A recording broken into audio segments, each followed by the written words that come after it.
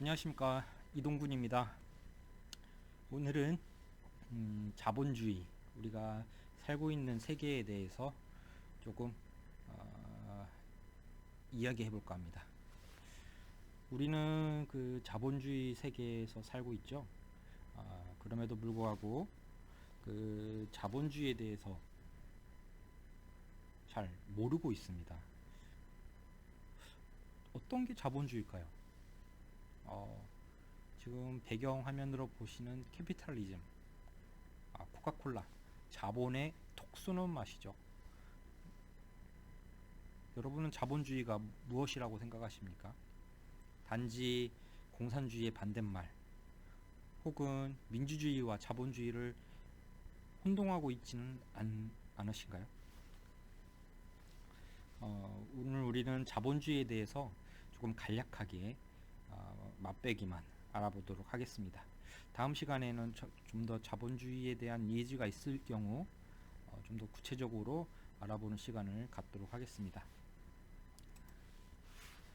먼저 자본주의의 일반적인 정의에 대해서 한번 살펴보도록 하겠습니다. 재화의 사적 소유권을 개인이 가지는 자유의지에 반하거나 법률에 의지하지 않는 방법으로는 양도, 불가능한 사회 구성원의 기본권으로 인정하는 사회 구성체 또는 생산수단을 가진 자본가 및 기업가 계급이 그 이익 추구를 위해 생산활동을 하도록 보장하는 사회 경제체제라고 위키백과에서는 정의하고 있습니다. 무슨 이야기인지 여러분 좀 잘 아시겠나요? 자본주의를 한마디로 정의하기에는 굉장히 어려워요. 그러나 우리는 한마디로 money, 즉 돈으로 정의할 수 있습니다. 자본주의에서는 돈이 최고라고 하잖아요. 왜 그런지 한번 살펴보도록 하겠습니다. 자본주의는 돈이다. 그러면 우리는 돈에 대해서 좀 알아봐야 되겠죠. 돈이란 무엇인가? 현대 자본주의 사회에는 금융 자본주의 시스템입니다. 이 시스템은 영국에서 개발되어 미국의 발전된 시스템으로 전 세계에서 주로 사용되는 경제 시스템인데요. 이러한 돈, 우리는 돈은 갖고 있죠. 그런데 경제는 나쁜데 왜 자꾸 물가는 상승할까요? 우리가 학창 시절에 수요와 공급의 법칙을 배웠습니다. 그러나 수요와 공급의 법칙으로 물가가 정해지지 않는 경우를 보기도 합니다. 스태그플레이션 같은 경우를 말씀드리는 거죠. 물가는 수요와 공급의 법칙으로만 오르지는 않습니다. 바로 통화량의 증가로 인해 물가는 상승하기도 합니다. 그럼 왜 그런지 좀 구체적으로 알아보도록 할까요? 우리가 알고 있는 은행 시스템은 이렇습니다. 중앙은행에서 100원을 발행하여 사립은행으로 100원을 대출을 해줍니다. 사립은행의 자산은 100원이 되겠죠. 이 사립은행은 또 기업에게 10%를 제외한 90원을 대출을 해줍니다.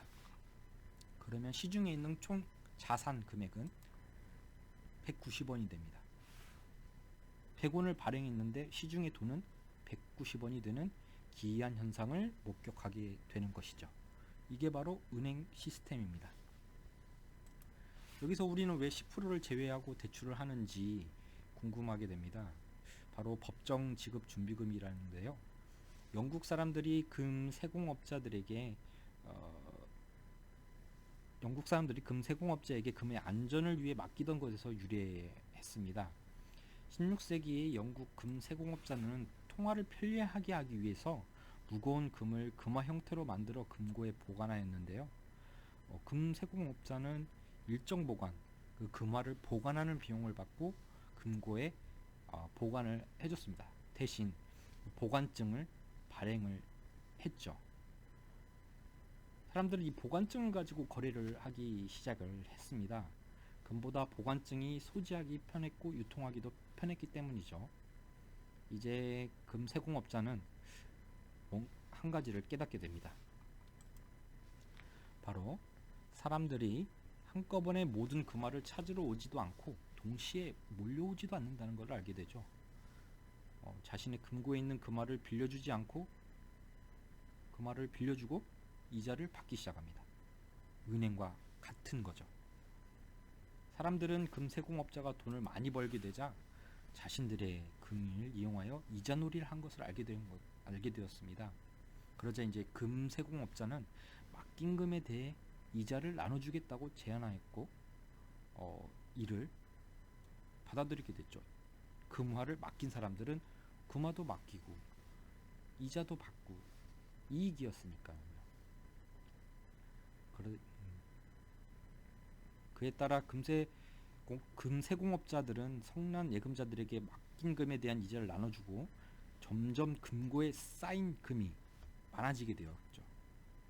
욕심이 생겨서 금고의 금보다 10배나 많은 금화를 빌려주게 되었습니다. 이 와중에 통상 10% 정도의 사람만 금을 찾으러 오는 것을 알게 되고 현재의 지급 준비율의 토대가 되었습니다. 금세공업자가 은행가로 변신하게 되는 거죠. 그러나 금세공업자가 점차 부유해지는 것을 알게 된 재력가들은 의문을 갖게 되었어요. 저 금고에 얼마가 들어있는지 모르는 거죠. 금고에 금을 맡긴 사람들이 금화를 동시에 찾으러 오게 됩니다. 뱅크런의 시작이죠. 그로 인해 금세공업자는 파산하게 됩니다. 갑자기 많은 사람들이 금화를 동시에 찾으러 오게 되는데 자기가 10배나 많은 금화를 대출을 해줬기 때문에 그 사람들에게 돌려줄 수가 없는 사태가 발생하는 거죠. 이를 뱅크런이라고 합니다. 우리나라에서는 2011년 2월 19일에 부산 이저축은행이 뱅크런을 감당하지 못하고 파산하였다고 알려줍니다. 이때 당시 영국 왕실은 전쟁으로 인한 재정 상태가 굉장히 나빴을 때입니다. 따라서 영국 왕실은 금세공업자가 보유하지 않은 금화의 3배까지 대출할 수 있도록 허락하게 되는데요. 정부가 인정한 은행이 시작이죠. 정부가 자본에게 특권을 주는 겁니다. 갚지도 못할 만큼 대출을 허용했으니까요. 자, 그럼 계속해서 돈이 어떻게 불어나는지 살펴볼까요? 한국은행에서 5천억을 발행하여 사과은행에 대출합니다. 사과은행은 5천억을 기업 1에게 대출을 하고 기업 1은 하청 A에게 5천억을 지불합니다. 여기서 약 5% 현금을 가지고 있고 오렌지은행에 4,750억을 예금을 합니다. 이 오렌지은행은 3.5%의 지급 준비금을 놔두고 나머지 기업 2에게 대출을 합니다. 이런 식으로 계속 반복하다 보면 5천억은 6조 60억 원이 되는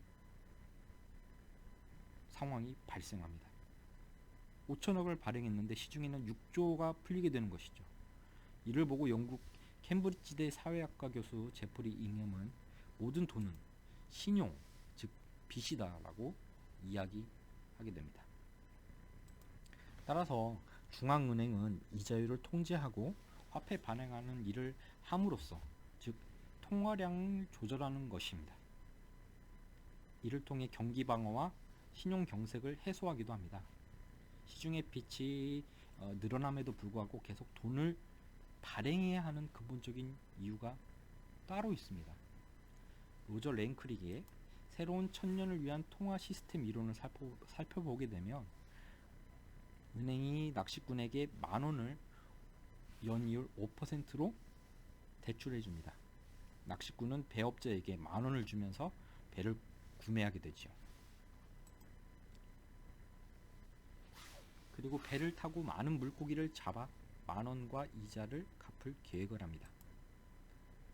과연 이자까지 포함한 1,500원을 갚을 수 있을까요? 아닙니다.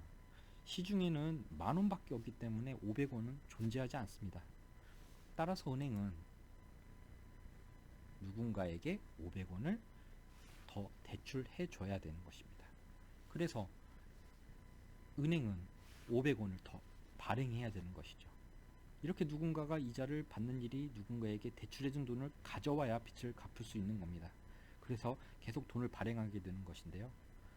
이는 인플레이션, 즉 통화 팽창을 가져오게 됩니다.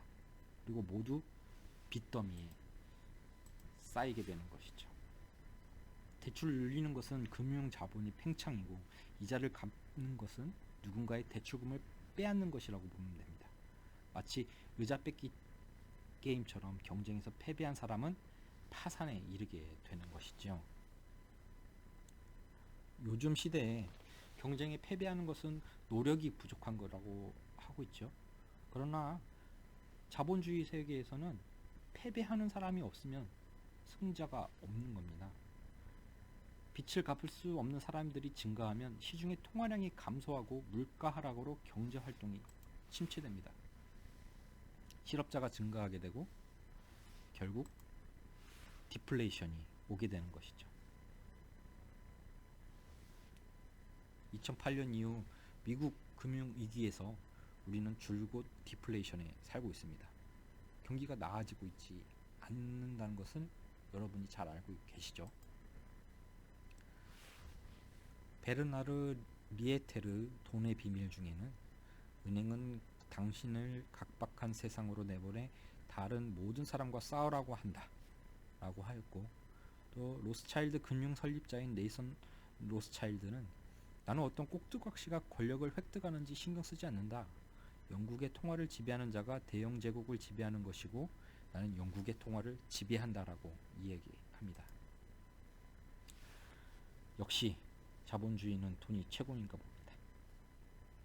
그러면 자본주의의 창시자인 아담 스미스는 어떻게 생각할까요? 아담 스미스가 활동한 시대를 살펴봅시다. 그 당시는 18세기였고 봉건주의에서 자본주의로 넘어가는 과도기였습니다. 산업혁명으로 인해 생산량이 증가하였고 생산된 물품을 팔아야 하는 더 넓은 시장이 필요했습니다. 그로 인해 자유무역이 활발하게 되었죠. 이러한 배경에 아담 스미스는 분업과 국민 총생산, 무역과 개방, 보호무역의 문제점 등을 이론적 토대로 만들게 됩니다. 자유로운 개인의 이익 추구, 시장 경제는 균형을 맞출 것이라고 말했지요. 이러한 아담 스미스의 주장을 국가의 개입이니 규제를 못마땅하게 생각하는 자본가들이 시도 때도 없이 끌어낸 거죠. 자본가들이 뽑아낸 아담 스미스의 주장을 살펴봅시다. 빵을 먹을 수 있는 건 빵집 주인의 자비심이 아니라 돈을 벌고자 하는 주인의 이기심이다. 그러나 가격을 결정하는 것은 보이지 않는 손이 있어서 시장 경제가 활발해진다. 즉, 보이지 않는 손이 시장 경제를 이끌어 나간다는 주장이지요. 현재에도 많은 자본가들은 규제 완화와 자유무역 확대를 주장하는데요. 그러나 이것은 아담 스미스의 가장 중요한 기본을 무시한 주장이라고 생각합니다. 아담 스미스는 개인의 경제적 이기심은 사회의 도덕적 한계 내에서만 허용되어야 한다고 하였습니다. 모든 가치는 노동에 의해 생기기 때문이죠. 즉, 모든 기업이 이윤을 목적으로 사업을 펼친다. 네, 반절만 맞는 얘기라는 것이죠. 사회적 책임을 반드시 지어야 된다는 이야기입니다. 이러한 철학은 국부론의 원 제목에서도 볼 수 있는데요. 한 나라의 부가 아니라 다수의 나라의 사람들이 건강하게 살 수 있도록 국부론을 집필한 것입니다. 그러나 자본가들은 노동자들에 대한 가치를 무시하였고 고도화된 자본주의는 노동자들의 처우를 더욱 악화시켰습니다. 이러한 자본주의의 사회 현상을 의심한 사람이 있습니다. 여러분도 잘 알고 계시는 독일의 경제학자이며 철학자인 칼 마르크스입니다. 세계에서 여전히 위대한 철학자로 손꼽히고 있는 마르크스는 자본주의에 대해 어떤 해석을 내놓았을까요? 잠깐 살펴봅시다. 마르크스는 변증법적 유물론을 자본주의에 도입했습니다. 모든 상품은 노동을 통해 생산하는 것이라고 주장하였고, 아담 스미스와 같이 노동이 최고의 가치라고 하였습니다. 자본론을 오해하는 사람들은 공산주의를 찬양하고자 쓴 책으로 알고 있는데 그렇지 않습니다. 단지 마르크스는 자본주의의 문제점이었던 왜 가난한 사람들은 쉬지 않고 일하는데 항상 가난한가, 부자들은 일하지 않는데 어떻게 계속 부를 쌓는가에 대한 질문을 던진 것입니다. 그래서 자본주의를 착취에 의해 부를 쌓게 되는 과정을 밝혀내게 됩니다. 이걸 바로 잉여가치론이라고 하는데요. 잉여가치론에 대해서 살펴보도록 하겠습니다. 빵 하나를 만들 때 1시간이 걸리고 밀가루가 1,000원, 빵 굽는 기계가 1,000원, 노동자가 1,000원의 일을 한다고 생각해 봅시다. 그럼 빵 가격은 3,000원이 되어야 원가가 되겠죠. 그리고 빵 한 개에는 3노동시간이 듭니다. 밀가루, 빵 굽는 기계, 노동자가 각 1노동시간이니까 그럼 하루에 노동자가 8시간 일할 때 총 노동시간은 3 곱하기 8, 24시간이 됩니다. 빵 8개의 가치는 시간당 1,000원이니 24,000원이 되겠네요. 그러나 우리 사회는 그렇지 않습니다. 밀가루와 빵 굽는 기계는 가치를 인정받지만 노동자의 8,000원어치 일을 하고 3,000원만 받게 됩니다. 노동자가 한 8노동시간에서 3노동시간을 빼면 5노동시간 가치만큼 자본가가 가지게 되는 것이죠. 이를 잉여가치의 착취라고 하는 것입니다. 아담 스미스와 마르크스는 이 시대의 질문을 다시 던지고 있는 겁니다. 과연 자본주의가 가난한 자들에게도 축복인지에 대해서요. 자본주의도 시대를 겪으면서 계속 변화하였습니다.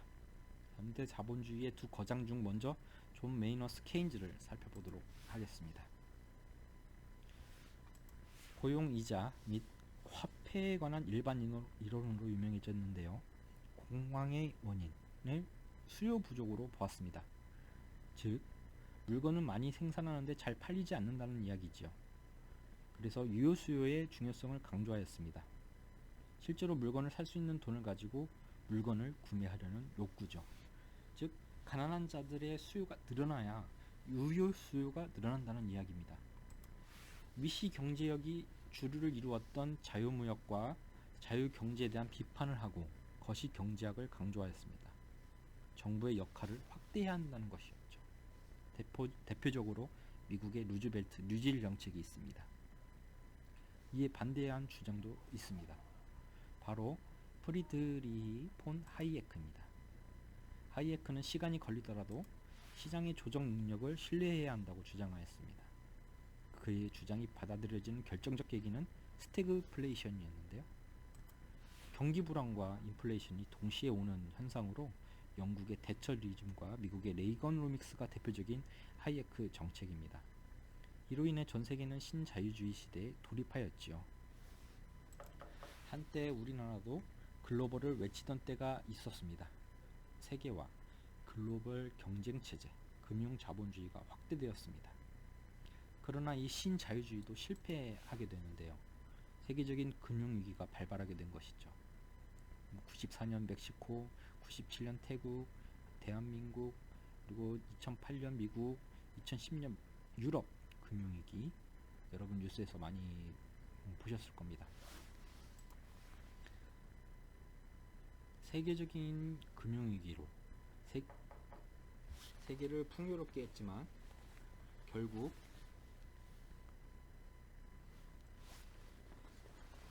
죄송합니다.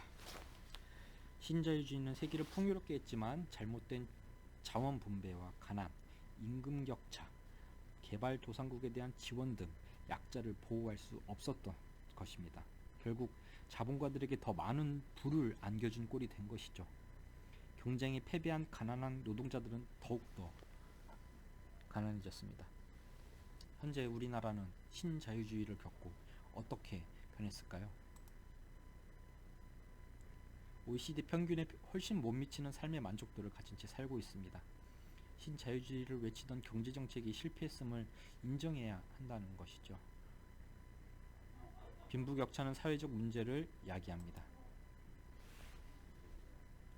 상위 1%가 전체 6분의 1 소득을 갖고 있어서 미국에 이어 2위고 OECD 국가 삶의 질 32위, 소득은 11위, 즉 경제성장과 비례하지 않는 삶의 질, 그리고 사회복지 지출 비중 33위, 빈곤율 28위, 연평균 근로시간 1위, 자살 시도, 고3 학생들 행복하기 위해 필요한 것 1위, 돈.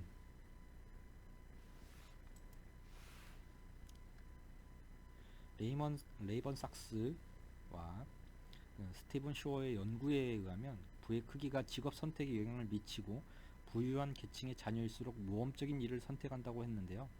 가난한 사람들은 그날 먹을 것에 대해서 고민할 때 부유한 사람들은 더 돈이 되는 일에 도전할 수 있는 것이죠. 우리는 경쟁에 실패한 사람들을 어떻게 봐야 할까요? 단지 노력이 부족했다고 비난한 일일까요? 공부를 하지 않아서? 과연 그럴까요? 스스로 한번 생각해 보십시오. 이제 우리는 복지국가를 이야기합니다. 복지국가는 공산주의가 아닙니다. 몇 번의 실패에도 거듭난 자본주의가 가야 할 길을 이야기하고 있습니다. 북유럽은 탈상품 사회를 열었습니다. 교육, 대학, 의료, 보육 등 공공성이 상품으로 더 이상 판매되지 않고 있습니다. 가난한 자도 균등한 기회를 갖게 되는 것을 의미합니다. 자본주의는 한때 부의 생산 엔진으로 가난을 구제하였습니다. 그러나 누구를 위한, 무엇을 위한 것이었는지 고민할 때 마르크스와 아담 스미스를 떠올려 봅니다. 여러분은 어떤 사회에 살고 싶으십니까? 노동조합과 자본주의 무슨 관계냐고요? 다음 화에서 좀 더 자세하게 다뤄볼 내용이긴 하지만 자본주의를 살고 있으면서 자본주의의 문제점을 직시하지 못한다면 우리는 언제까지 노동자로서 핍박받고 어렵게 사는 삶을 자식에게 물려줄 수밖에 없을 것입니다. 다시 한번 고민해 볼 수 있는 시간이 되었으면 좋겠습니다. 감사합니다.